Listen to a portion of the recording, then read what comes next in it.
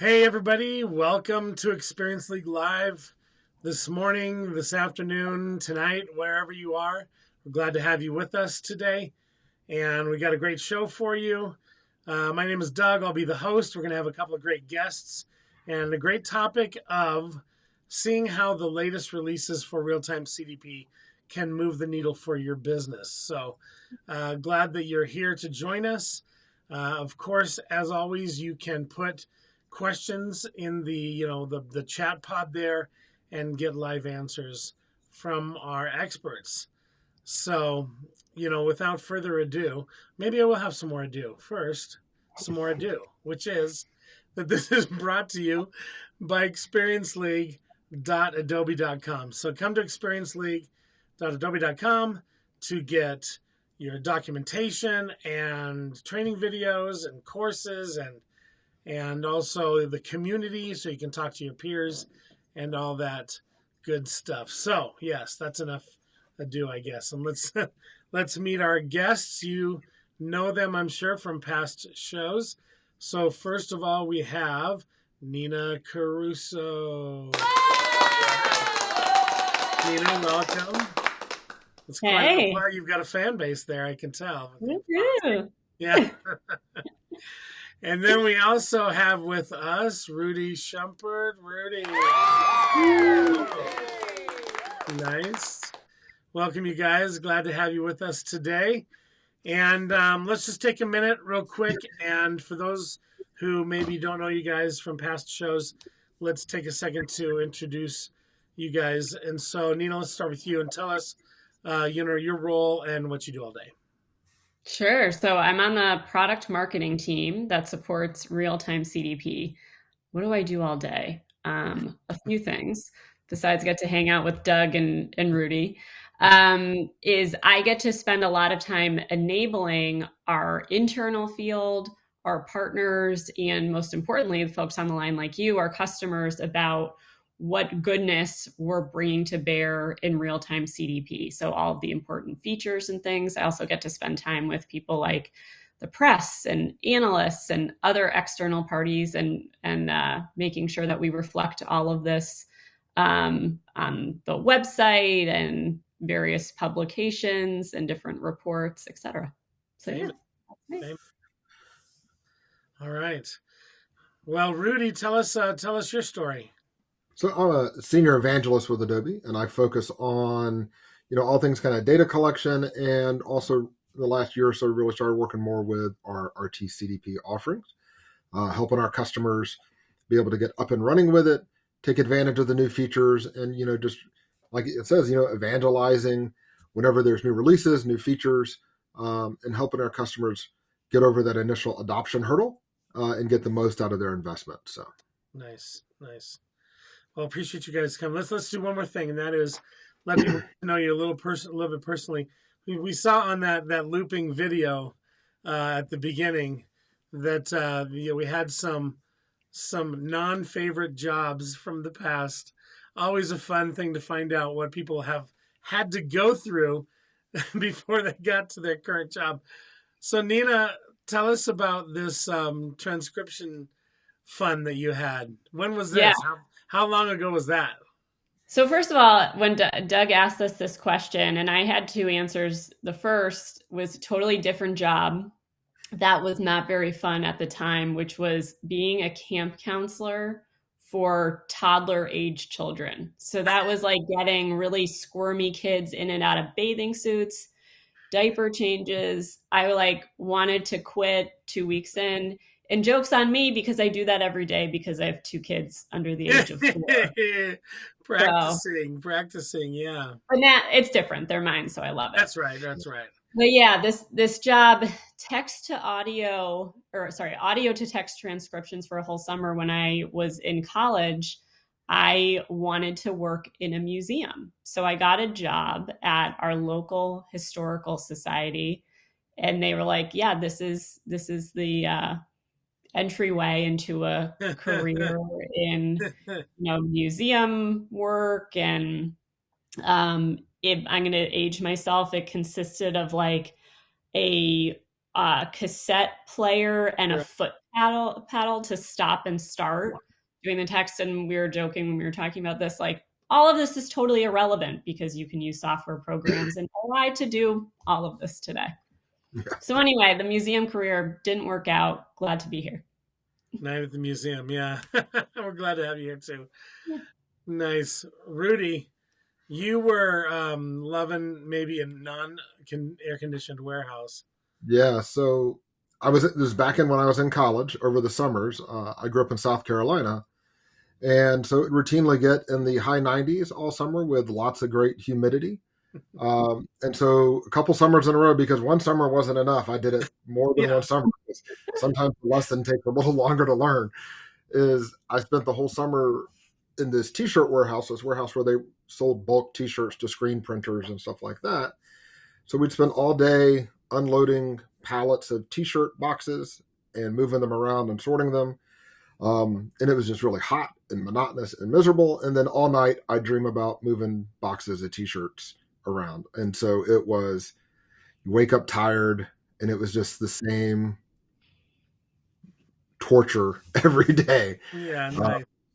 But it was a job. It paid. That's right. It all right. So right. That's right.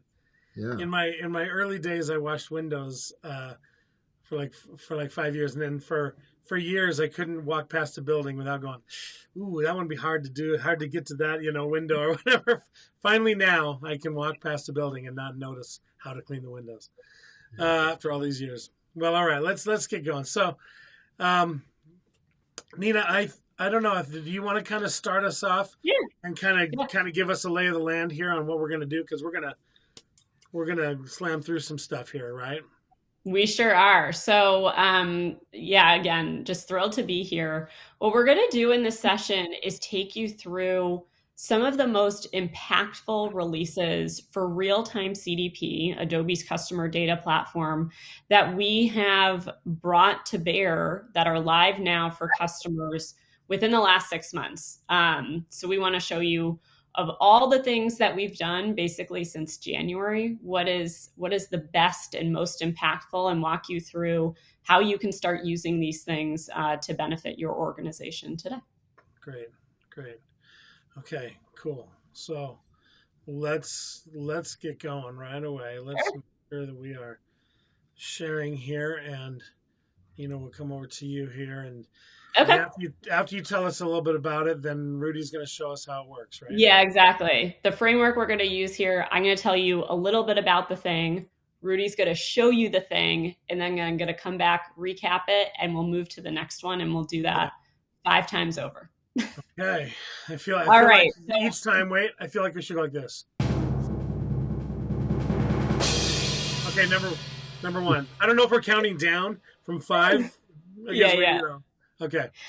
Yeah, I could. It was hard for me to choose between children. These are all so impactful. Yeah, that's not right. in prioritized order. Okay. But how to move the needle by taking action now. So first thing that we wanted to showcase here, this was a big, important release for us that happened way back at the beginning of the year. So in January, is use case playbooks. And we released this both in real-time CDP and Journey Optimizer. What it's meant to do is, for new users of the product, is help you start to use it effectively. The way that we do that is by taking and providing to you directly within the product packaged templates, packaged use cases that you can start to use within your team. Helps facilitate a collaboration between more technically minded teams, more of a marketer persona, takes technical assets that you need and then maps them to these use cases. So these use cases exist all throughout the funnel. It could be around converting customers, engaging with customers, retaining them.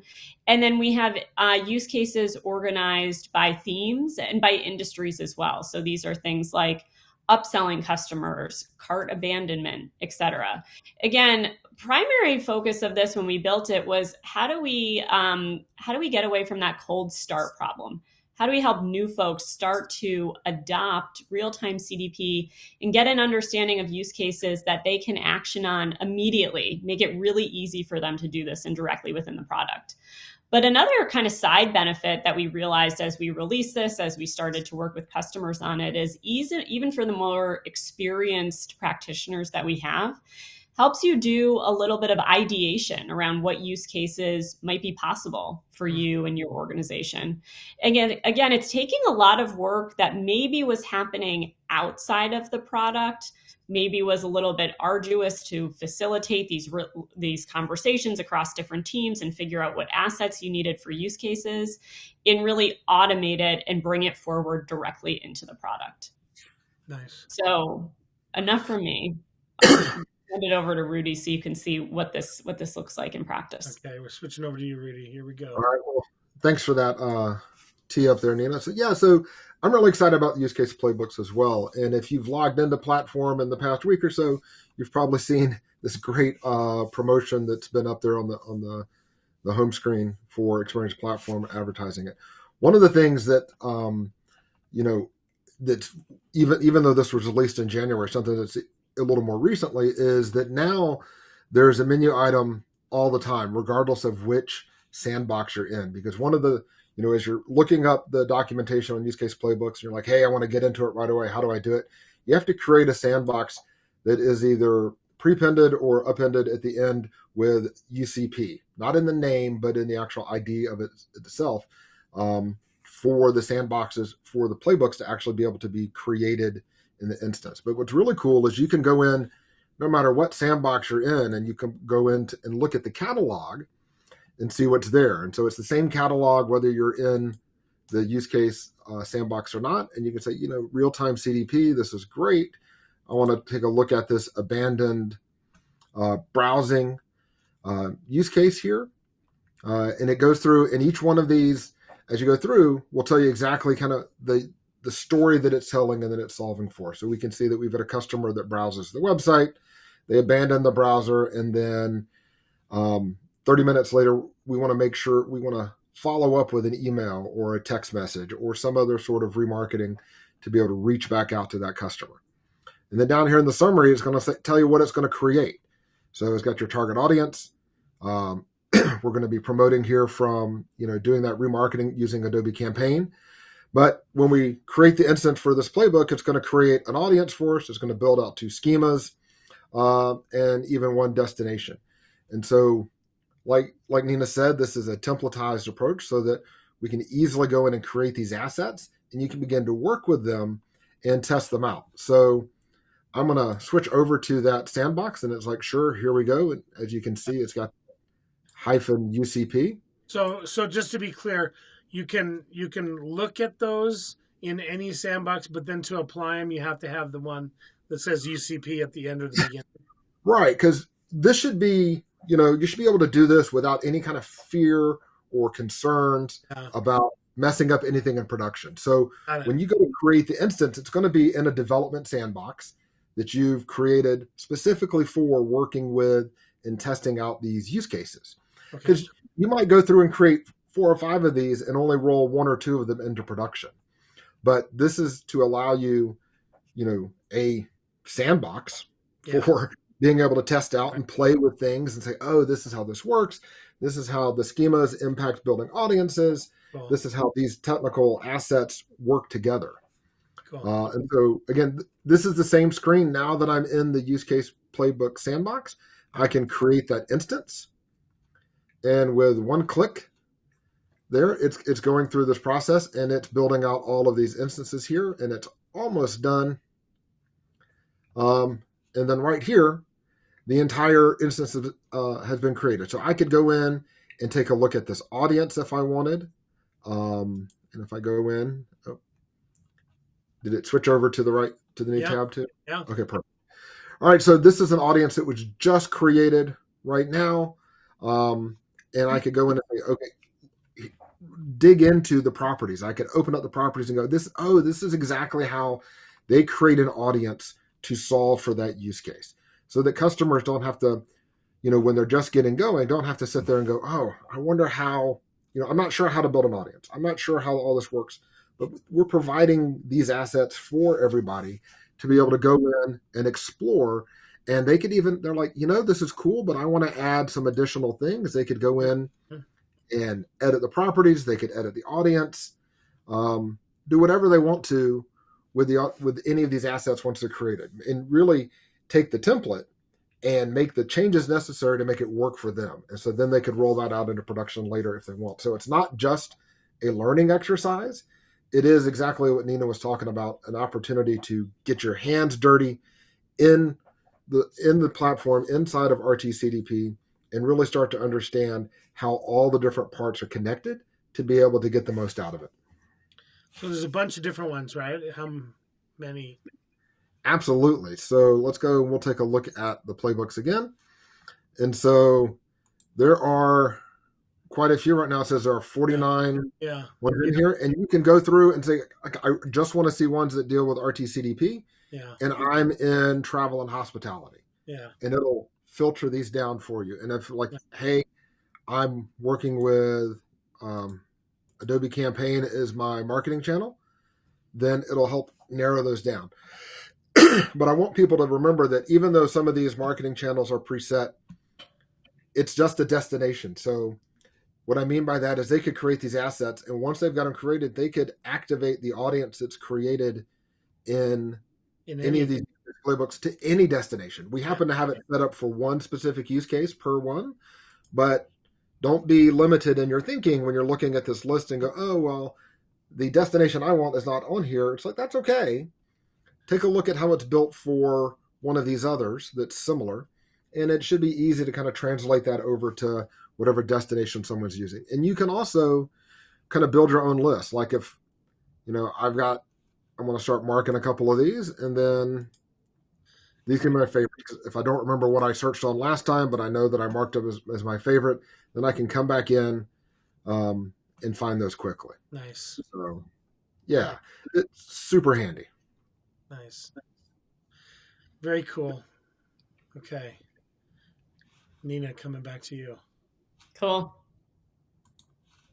Thanks, Rudy, and great job walking through that. So just really quickly, I'm going to do this for each of the features that we cover, is kind of summarize them, if you will, and share with you what you can do or need to do to start using it. So what did you just see? Use case playbooks, it's in tool capability feature directly within real-time CDP. It's also in Journey Optimizer, if you happen to have that, where you can start to, as Rudy said, kind of play around with, ideate on different use cases, safely test them that might provide value to your organization, really help you to get started, help you to think about what's next.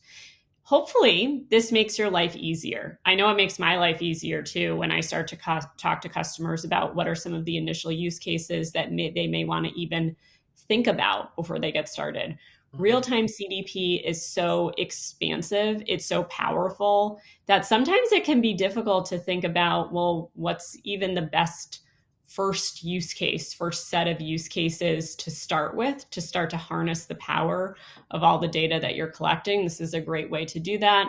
In the past, you had to go through that exercise completely separate from the product itself, whether that was an email or PowerPoint, what have you. Mm-hmm. Now all of this is operationalized. These use cases are available to you pre-configured so that you can browse and collaborate directly within the product.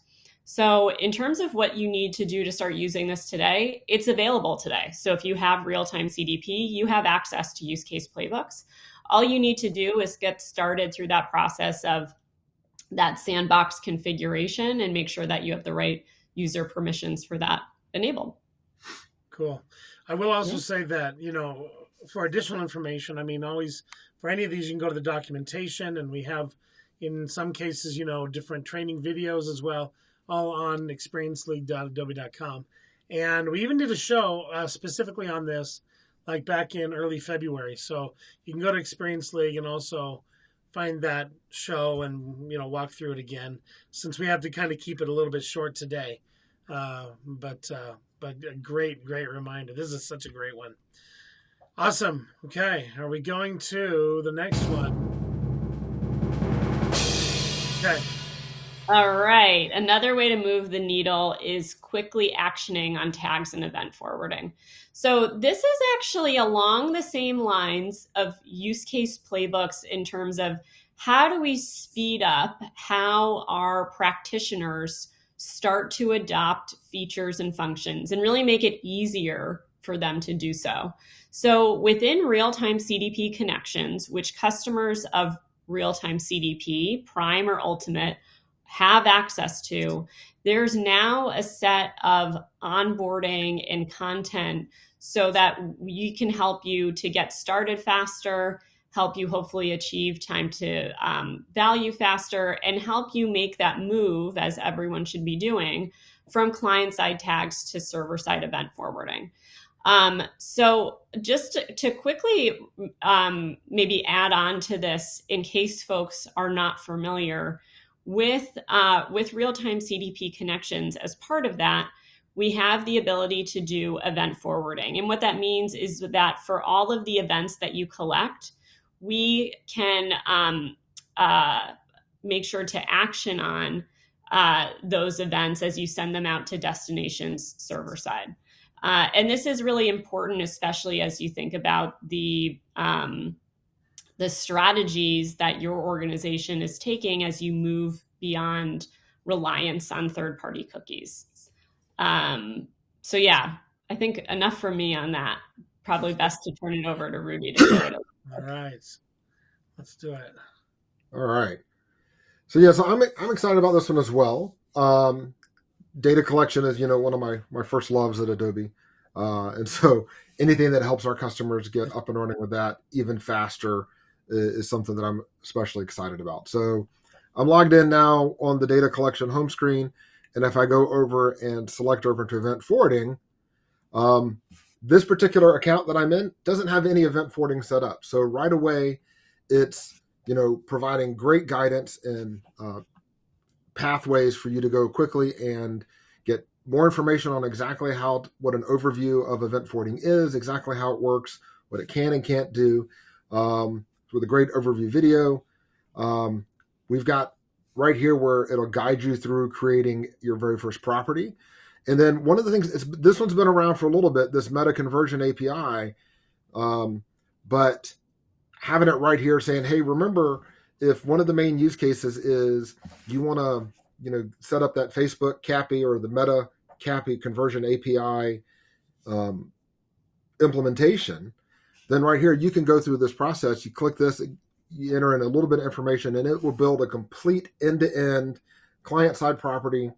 It'll do the data streams. It'll set up the event forwarding property and all the rules and everything you need for a really great reference implementation for this meta conversion API. It's a fantastic way to get an implementation that you can go in and either copy over and start using right away, or go in and be able to pick apart and say, we want to use this part, I want to use this part, or this is how this particular use case is accomplished. And so this great information. And hey, if you've already started with event forwarding, you're like, hey, my screen doesn't look like that. Don't worry. So let's switch over and we'll show you what that looks like if you're already doing it. So like right here, this is a different account that I've logged into, and you can see right here, I've already got some event forwarding properties set up, but that same guided information is just now over here on the right-hand side. So whether you're a brand new customer or not, and it's possible that, well, someone in your company may have already set up event forwarding and might know how it works, but you're now on that team or it's now your responsibility, you still have access to the same great information here for the in-product guidance. So hopefully this will be really helpful for folks to be able to quickly find the content they're looking for and take advantage of these in-product guides and these, implementation paths that just make it super easy for customers to get started. Yeah, it looks like there's some additional links down there at the bottom as well. Yeah, absolutely. So straight into Experience League for an overview video. There's tutorial documentations, how all the extensions work. And again, documentation very specific to that meta conversion API. That's a popular use case for a lot of folks using event forwarding, especially when to get started with. So, and the fact that they can like it says here, within 5 to 10 minutes, get a full end-to-end reference implementation up and running. That's a huge asset for our customers to take advantage of. Very cool. All right. Thanks, Rudy. Yeah. Going back over to Nina. All right, so the skinny on real-time CDP connections. So a couple things. One, just to highlight for folks who are joining today who are maybe new to kind of real-time CDP in general. Connections is a great way to start to get your feet wet and start to kind of build on some of the initial more kind of paid media use cases that we can help customers with in real-time CDP, things like implementing the Meta conversion API, for example. So just wanted to call attention to that. But I think that you're sensing a theme here from these last two capabilities that we've walked through, both with use case playbooks and real-time CDP connections, is that we want to bring a lot of product knowledge directly into the product for the purpose of making it easier for you as a practitioner to adopt it, to understand it, to get the value and start to use it that much faster to move the needle for your organization. So same case here with what we've released for in-product guidance for real-time CDP connections. Yeah. As in the past, we have all of this material. It just lived elsewhere. We want to move it into the product, make it easier for everyone to get started. What do you need to do to start using this today? Absolutely nothing. Rudy just walked you through where to see it if you're new, where to see it if you have used connections before as well. So encourage everyone to check that out. Nice. So also I'm thinking that we can also tell everybody just, if you haven't been into the data collection UI, right? There's kind of two ways to get into it, right, Rudy? Either going, using the application picker in Experience Cloud to go straight to data collection, or if you're in platform, it's down on the left rail at the bottom. Is that right? Absolutely. And I can show folks that at the start of the next one too. Okay. So. Very good. Okay. Nice. Here we go. All right. Look, what a sound. Lovely. Move the needle. Engage with accounts. All right. So this is something, again, really exciting for us, launched earlier this year. I hope there's folks on the line who are in B2B organizations, because this is for you. So for our customers who are B2B marketers, we released account-based engagement. What does this mean now as a B2B marketer? You can create audiences of accounts. So you can use the audience builder and segmentation tools that we have now to build out audiences for all of your use cases, whether it's for prospecting or for retaining use cases, et cetera, and start to make sure that you're reaching kind of the right level of organization depending on your needs. In addition to that, at the same time, we released new ways to activate these audiences. So being able to both send these audiences to LinkedIn, which we know is absolutely critical for our B2B marketers, and being able to send these audiences to cloud storage providers as well. What our B2B marketers want to do at the end of the day is have a place where they can manage all of their accounts. They can govern them, they can build them, they can unify them, they can activate lead and account data, and then use it across different channels, all for the purpose of personalization, of creating relevant experiences for the accounts that you're trying to reach. So we're really excited about bringing this capability forward, a big step forward for our B2B marketers for sure. Nice. Just to call out, and I'll recap this again at the end as well, this is available if you have real-time CDP B2B edition, business to business, or if you have B2P, business to person. We call it B2P here at Adobe. I also want to call attention to one other release that's very relevant for B2B marketers as well, that was launched pretty recently, which is around data visualization within real-time CDP, B2B, and B2P that's relevant for B2B marketers. So one is account and opportunity dashboard. So there's now 9 new out-of-the-box dashboards or widgets, as we call them, where you can see different insights when it comes to your B2B accounts. So things like being able to see new accounts that you've added over time, opportunities by revenue is another example as well, which means you can do a lot in terms of monitoring data that's coming in. You can understand how you want to continue to refine and build out audiences and audiences of accounts that you want to go after as well. You also have the opportunity to create your own dashboards as well, or your own widgets that would exist within this dashboard view of being able to leverage B2B data within this as well. So 2 exciting new developments, kind of a 2-for-1 here. B2B capabilities. It's like we snuck in a 6th. And now I'll turn it over to Rudy to show this in action. Nice. Okay, cool. Rudy, here we go. Yeah. Right. So again, I'm logged into the Experience Platform home screen. And because I'm in an account that actually has the B2B enabled, I have here on the left rail, in addition to customers and prospects and other things, I have this account section. So this is where, we can build out those audiences and have profiles for company accounts. So it's not Rudy shopping and Nina shopping and Doug on the site, but you see an actual entry for Adobe and be able to attribute all of our collective web behavior. If we were, on the website of a B2B partner or a B2B company, they'd be able to aggregate everything and say, okay, so we've got multiple people from the same company here. And so if we go in and we take a look at the profiles, here are some of those visualizations or the initial dashboard for the profiles that Nina was just showing you about. So you can see that right now in this particular demo account, I've got a whopping 16 accounts and growing. So it's a new venture for me. But it's, I'm excited about the upside here. And so you can see it will break it down across industry.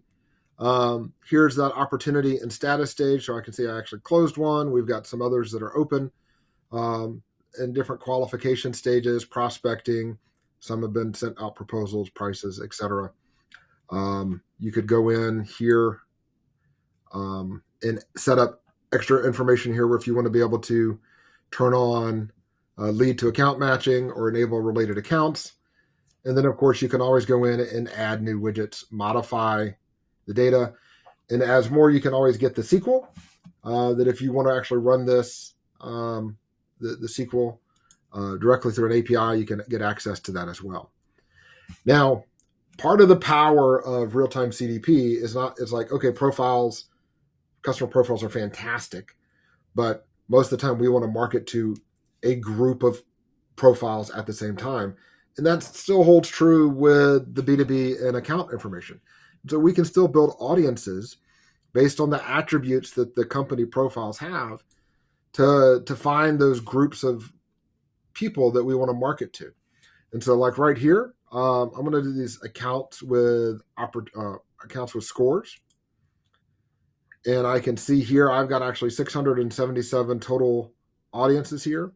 And this will show me a sample of some of those audience accounts that are already in here. And so if I go down and say, all right, well, here's this real estate investment trust company. They've got a really good annual revenue. I want to explore this profile a little more. Just like I would with a customer profile, I click on the profile ID, and it's going to bring me into the account details for this B2B account profile. It's got the information about the company name. It's got account detail information again, contact information, sites, number of employees. If we've got information on their social media accounts, it'd be located here. if we go in and take a look at the attributes, this is kind of the nitty gritty of what all the stuff that's being brought in into the different data sets through the schemas that make this possible. So here are all the different attributes that are potentially available to be seen. So we've got all sorts of information about the accounts. And of course, this can be modified and customized to bring in whatever level of detail you have access to. You can also go and take a look at the people. Who are the individual customers that we are able to attribute back to this company? And so again, I'm in the account profile, but when I click on people, then I can go in and say, okay, it's these 5 individuals so far that we're able to attribute either their web behavior or their app behavior or just other interactions that we have access to that we've loaded into Experience Platform, that we'll actually see this information. And again, you can go in and actually click on the customer profile. Now, this is taking us out of the account part and back into the main customer profile, but just to shows you how you can continue to drill in to see more information about the individuals that belong to that company or work for that company and that make up the customer profile or the account profile. So really powerful capabilities here to be able to start thinking about marketing to companies as some companies are able to market to individuals. So very powerful feature, and excited to see what our customers do with this. Yeah, great. We've got a question here. Let me bring it up so that we can see it. Anuya, the B2B clients who are already using RTCDP and not using the B2B edition, what would be the path for these clients to migrate to the B2B edition? Is that for you? So, yeah, I can address that one. So it sounds like it's maybe a B2B I would guess if it's a B2B customer who's not using the B2B edition yet, perhaps they also have B2C use cases. Maybe it was stood up initially for a B2C use case, or maybe they've been a customer for some time. Nevertheless, encourage you to reach out to your account kind of representative at Adobe to have a conversation about, how to get onto the B2B edition and start to see some of these capabilities today. Okay. Great. Thank you. Appreciate that question coming in. Okay. I think we are moving back to you, Nina, to give us a wrap up on that. Sure. Okay. So there's 3 things that we walked through for our B2B customers today, or B2P customers. One is the ability to create audiences of accounts, the ability to activate those audiences of accounts, and then third is the ability to learn more about these accounts and the different opportunities that you're seeing within real-time CDP through seeing B2B data within our insights and dashboards view. So really 3 things that we just walked through. Now, how does this make your life easier? You have the ability to do a lot of this B2B kind of marketing work that maybe you've been doing in kind of distributed places, now all within real-time CDP, being able to create and manage and govern all of your audiences of accounts, being able to activate those directly within real-time CDP without having to leverage kind of other platforms to do so, and then get those insights as well. If you are a customer of B2B and B2P edition, these are available, ready for you to start leveraging today. And I encourage you to start testing some of these capabilities out, especially as you haven't already. I know the kind of dashboard views that we walked through, those are fairly recent. So if you haven't yet, definitely encourage you to check those out. And like the question that we got before, if you have questions about, do you have access to the B2B or B2P edition or how to do so, I encourage you to reach out to your representative or if nothing else, you can start with me. Nice. Great. Okay. Oh yeah. Got to move on. Here we go. All right. Off to the next. This is all around easy ingestion and activation. So there's a couple different things. We fit in a lot. We said 5, but let's be honest, we added some more here. There's a couple of things I want to walk through with this one, which is access to data partner and identity connection. So actually a year ago, next month, we released our partner data support framework within Real-Time CDP of showing you how you could access some of the partner data, folks that maybe you're already working with in the third-party data space and identity partners, and how to access that within Real-Time CDP. What we're doing is making it easier for you to work with some of your existing partners directly within the product. So for example, we now have an out-of-the-box source connector with Axiom so that you can bring in their prospect profiles for prospecting, of course. And with Merkle, for example, you can bring in through a new out-of-the-box source connector profiles to use to help with enrichment. So being able to take in Merkle's data and then being able to layer it onto your own first-party profiles within Real-Time CDP. Again, are just making it easier here to leverage some of your trusted partner data. Whereas before you would have need to kind of configure some of these integrations on your own. So making it easier for you to work with some of these trusted data providers to help with some of those upper funnel activities around prospecting and then enriching existing first party audiences to help with acquisition use cases. One more here before I turn it over to Doug is that those aren't, of course, the only source connectors or integrations, for that matter, that we've released over the last 6 or so months. So in addition, other source connectors that we've introduced, you can see a summary of logos on the slide here. Path Factory, Stripe, Oracle NetSuite, Teradata, Microsoft Azure, Braze, Salesforce, and Snowflake when it comes to source connectors. As always, those are always listed out in our product documentation. You can always see them in the tiles within the UI, which I'm sure Rudy's going to show you in a moment. And we always list out kind of the new ones at the top when you go to the Source Connectors homepage so you can see what we've added. And then same with destinations as well. Introduced Pubmatic. Axiom is also a destination. Gainsight, SAP, MailChimp, and Amazon Ads in terms of where you can activate or send your audiences to, and then new extensions as well, and Trade Desk, and then Merkle too.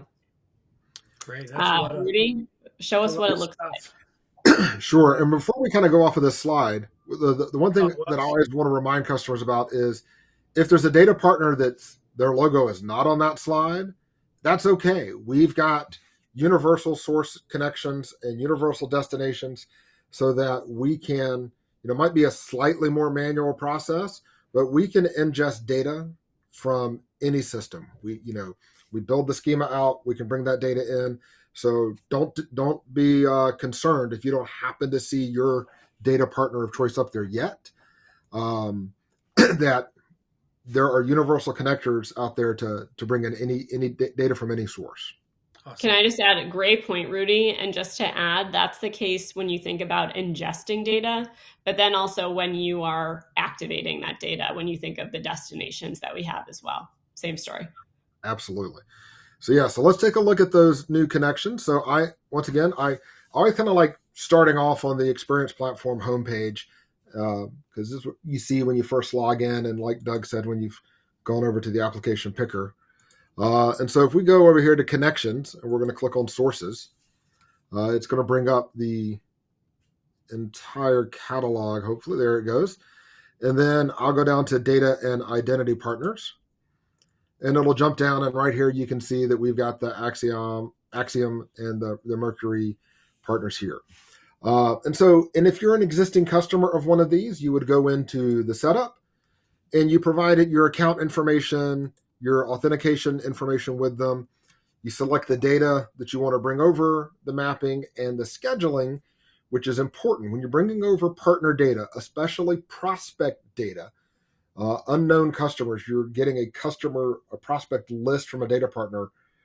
Those have to be refreshed, and I think it's every 27 days or that prospect data kind of gets stale and gets automatically dropped out of the system. It's not the case for first enriching the first party profiles, but for prospect data, when you're getting that, you're trying to fill the top of the funnel for customer acquisition, you want to make sure that it's current data, current prospect lists. And so most data partners have some sort of recurring schedule, and you're able to schedule that so that you always have fresh, current prospect data coming into the top of the funnel to build that out. So we'll do the configuration. So this will be like the cooking show. We'll pretend we've already done the configuration, and we'll take a look at what this will actually look like when you do it. And so if I go down, I'm going to go all the way down here to the bottom, and we're going to take a quick look at the schemas. And you can see we've got, to bring in that prospect data, you will build out a schema that has the class of this individual prospect type. And this is important. A couple of key things here I want you to remember as you're thinking about doing this is, one of the first things you're going to need to do is create a partner ID identity. And so the identity, it'll be that partner ID. So whether it's Axiom or Mercury or whoever you're working with, they're going to have their ID for the partner, and hopefully the blue wheel stops spinning at some point.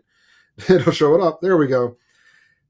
Right in here, this is that partner ID that was created for the prospecting data that came in. And if we scrolled over here on the right, you can see the identity namespace that I selected is indeed a partner ID. And so there's videos out on Experience League Live on how to go through and create identities and stuff. I'm not going to get into that, but it's a really straightforward process. But just remember, you have to have that partner ID. What's the other part about that makes it really powerful is that, remember, these are unknown prospects. And we don't want to inadvertently add these to like our main identity graph for our known customers yet. We haven't converted them yet. This is just that customer list that we've purchased or that we're leasing from the data partner.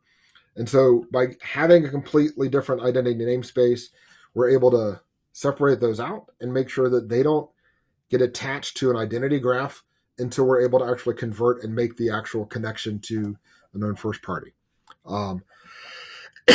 Excuse me. The next schema I want to show you real quick is the partner data enrichment. So this is now, when you're talking about data enrichment, is I have a list of customers that I know who they are. I've got Rudy, I've got Nina, I've got Doug, I've got all the other people who I know who they are, but I'd like more information than I would get just through the normal web browsing. I want more demographic information that I used to be able to get from cookies that I can't anymore. And so if we take a look here in this FSI data, these are extra data points that I don't readily have access to about, credit tier, geography, homeowners, income. Do they have a personal investor? Do they recent mortgage? Just extra great things because I'm in a FSI account here that would make it easier for me to be able to market more effectively. And again, there is still a partner ID that's brought in, but we're still also have our primary ID of email because it's a known customer. And this will say, we're bringing in extra information, and when we match it up to a known customer, we're going to enrich that profile and be able to add those extra attributes to this known customer so that we can do even a better job with building audiences and activating those audiences out to different destinations. Mm-hmm. So with that, now that that's the schema, quickly going to go over here. We'll take a look at our prospects. And so again, just like before when we were in B2B, we were in the account section. Now I'm in the prospect section. So this is a different set of audiences. Again, these are folks that we're not exactly sure who they are, but we know different data points about them. So if I have this audience that's the high earning homeowners, and so based on those extra demographics that we've got, I can take this audience and then activate that out to a destination. I'm going to send them emails. Maybe it's going to be text messages. I'm going to see if I can get them to the site, sign up for services, and convert them to a known customer. That's the goal. And so then once we've converted them, then we want to be able to enrich first-party data. And so I'm going to go over here to our customers. And customer profiles here. And let's see, was I going to bring anybody up here? I usually have a really good connection. No whammies. There we go. So right here, we'll pull up this customer profile and take a look. Let's see what we've got. And we can see here that Ariel Norcross here. We've got different account details this is the stuff that we normally know. But here's this partner enrichment data. It's all blank. So if you're not using partner data, these are different data attributes that you're just not going to have access to. But once we've brought that partner data in, then we can add that to our known customers. So let me pull up here one that's I know has been added to. And then right here is Bobby Bank. I know, right? He could be a superhero. He's got that alliteration thing going. Yeah, nice. And so we see Bobby's information, our standard account information, but also here's all that extra partner enrichment data that's come in. And so this is a case of we've enriched the first party profile. And now we can build audiences on any of these attributes or a combination of these attributes with the other attributes that we already have. So it just gives us more data points, and the more data points we have about an individual, the better we can tailor our marketing efforts to them. Nice. And so that's why those new data partner connectors are so important, is because this is what it's going to enable. It's opened up more avenues for customers to work with those data partners to get enrichment data like this, to be able to get more information about their current customers, or to fill that top of the funnel in the customer acquisition phase of trying to, get more customers and acquire the new customers. Yeah. We've got a question here from Benjamin or BJ here. And is the enrichment part only if you subscribe or pay for third-party sources, or something baked into Adobe's offering? And how exact is the match, or how is the match done? Sure. So the enrichment part, so if you have like your own in-house prospecting list, or you've got other ways to get that data, you can access and enrich first-party profiles without necessarily having to pay to work with a data partner if you already have those data sets laying around through some other means of your business. I would say most don't. Most organizations are probably working with one of those partners to get that that data. Yeah. So, but then, yes, if you do, if you don't have access to that data, then you would work with one of those other partners. And yes, that is typically some sort of subscription with one of those other data partners to bring that in. For the enrichment stuff, typically the way it works is like, there's a little bit of back and forth. It's like, if you noticed in the enrichment, there were two identity fields in the schema for enrichment. It was the email that we already had, email address that we already had here, and then the partner ID that came from the partner. So typically in an enrichment scenario, I would provide, there's like a back and forth, like I would send them a list of email addresses. I'm like, here's the email addresses of my customers. And they go, great. And they would do a search in their data and say, here's all the data points we have that match those email addresses, and send it back. And then because we have that key, we've got the email address that we've got it tied to and the partner ID. That's how the exact match is done. And that's just one scenario. So it just depends on what you're using and which data partner you're working with, what seed data you need to provide them to be able to do that first party enrichment. Yeah, we're getting near the end here, but I don't want to forget this one question we have here from Gitano. Are there any other new third-party sources or partner out-of-the-box connectors in the pipe for the near future?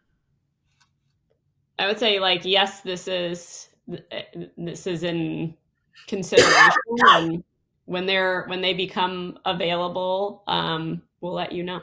Yeah. But yeah, I would say additional always new stuff. Partners are in the future. Yeah. Always new stuff coming in. Okay, cool. For sure. And if you're working with a data partner that's not in there, feel free to say, hey guys, reach out to Adobe and get a connection, get a connector built. We make it easy for partners to work with us to be able to build out the new connectors. But the best way to get one in there that doesn't exist, if you have an existing relationship, is to say, hey, we want you to have a source connector inside of RT CDP. And then from there, it's a fairly straightforward process. We've got the frameworks we can give them to make that connector creation less arduous. Yes, new connectors and for sources and destinations are added pretty much every month. Yeah. And BJ was following up about the enrichments, any out of the box, the Adobe provides out of the box. And it's really mostly just who you are, these other partners that you have relationships with. Right. Yeah. Adobe's not a data provider. Right. And so, yeah, it's primarily, like Rudy said, if you happen to have prospect lists, that's great. But most of the time, customers are working with third-party providers. Yeah. Well, let's wrap this up real quick and get to our last one. Yeah, I think we spent some time on this one, so I think you get the idea. Now you can, leverage these different productized connectors, makes it easier for you. We produce these based on customer demand, and like Rudy said, a number of different ways to work with folks, even if we don't happen to have them as out of the box today. And we walked through kind of some configuration steps, but you should start to see these within the UI as part of those tiles for sources and destinations. But let's get to the last one here, which is moving the needle by safely testing at scale. So this is something, I know we're ending on a little bit of an unsexy note. Governance is always, a little more. I like this one. But this has been a winner in terms of customer feedback. People are really loving this one. So we wanted to talk about it with you if you're not aware of it already, which is how we've enhanced our sandbox tooling.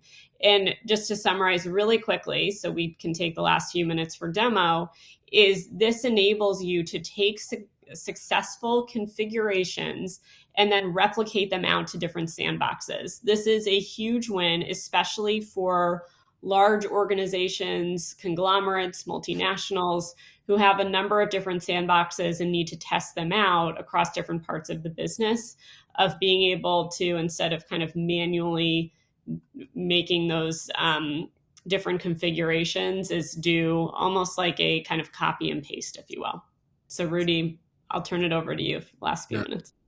Absolutely. And I think this dovetails very nicely with where we started in this, was kind of the use case playbook. So if we think back to what I showed you in the very beginning of the show, where we talked about how we could create that instance and it would create all these different technical assets, it'd build that audience and schema and destination. And let's say you worked on that for a couple of weeks and you've got it, you're like, hey, this use case works really great. I like how I have it set up. But this is in that inspirational sandbox, that development sandbox, and I want to move it to production. So sandbox tooling is an incredibly easy way to move all these assets at once. And so if I go in, like here's the one that I created today,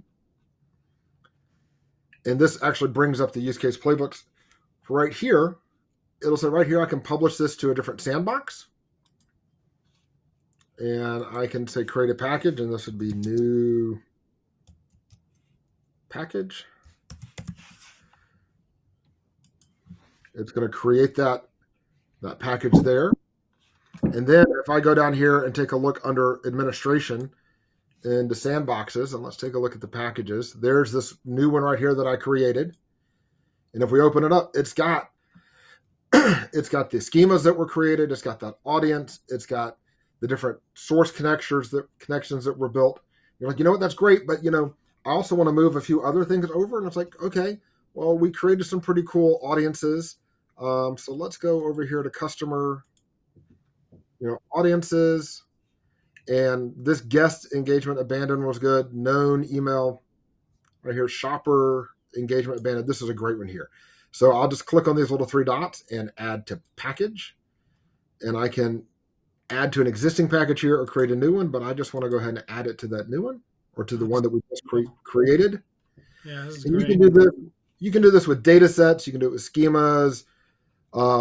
It just makes it really easy to package all of this stuff together up. Here's that new audience that I just created. And once I publish this, then it'll be published up like one of these that I can then go, okay, here's one that I published earlier, and I can do you select the new sandbox first, or how do you decide what sandbox it's going into? So for the publishing? Yeah, publishing. Yeah, so for the publishing, these are the existing packages that have been put together. And so right here, if I say import package, it would then say, what sandbox am I pushing this to? Got it. So this list of sandboxes here will mirror all the sandboxes that are in the org that I'm in. Okay, cool. So all the ones that are up here are the ones that are available. And so I can move it into a production sandbox. I can move it into a different development sandbox. Yeah. Pick any of the ones I've got. You give it a name. This is where you can select whether you're enabling that schema for profile. Hit next. And all of that, connect all the audiences, the data sets, schemas, everything that's in that package will get copied over into that new sandbox. So you don't have to worry about, did I miss something? Was there a piece that I missed? Or you don't have to move things one at a time. It allows you to build an entire package. You can do it over and over again. So you run one package, and then the next week you go and you do another use case playbook. You're like, that one worked really well. I'm happy with that. All my testing is doing well. Now I'm going to move that one over to production. Yeah. So it's trying to help our customers accomplish these tasks at scale to make it easier for folks that don't want to get into the APIs necessarily, or don't want to have to always reach out to, maybe someone on the development team or client services to move things. Opening up the toolkit and providing these type of access to the sandbox tooling to be able to move stuff over is fantastic. And then you can go and see right here, these are the jobs that are done. It'll give you the information. Okay, they were successful. It makes it very easy to go through and see everything that's been going on. So nice. Love it. I'm going back over to Nina. Yeah. Wrap us up, Nina. I mean, I think Rudy just said it best, but this makes it a whole lot easier, I think, for our customers to work through their development life cycle of taking a lot of kind of the manual work, whether it was reaching out to different teams, different people, and being able to simplify that, of being able to kind of export and import directly within real-time CDP to work across different sandboxes. Yeah. So in terms of what you need to do to start using this today, there's nothing, but you do want to make sure that you're following the role-based access control permissions, basically, so that you have the right level of access to utilize these features. So this would be manage sandbox or view sandbox, and then manage packages would need to be configured for you as a practitioner. That's a good tip. Otherwise, it might not know why it's not working. Right. We don't want you to think it's broken. We want you to make sure you have the right permissions. While the demo I did, I showed it specifically working with use case playbooks. It would work with any sandbox. If you created your own development sandbox and connected to actual data source, your real data sources, your live data sources, you set up real live destinations, and you had real, full use cases that you built out on your own in a testing scenario, you can create a package around that too. Any asset that's created inside of a sandbox can be packaged up to be imported into another one. So I don't want folks thinking that this is only for moving use case playbook instances over. Right. Anything you created. I did it for that just to show to tie in, but I want to make sure folks understand that they can package up any assets they've been working on and move them across sandboxes. Yeah, awesome. Well, that was a lot. That was awesome, you guys. This does get recorded, so if you want to go back through this, you can come back to this page on YouTube. You can also go to Experience League, and we have these up there as well. So, special thanks to you, Nina and Rudy. Thanks for being here today to talk about these great things that have been released in the last 6 months and how they can help our customers and help everybody out there. So I appreciate that. And everybody, hey, thanks for coming today and joining us. And we will see you next time on Experience League Live. Have a great day.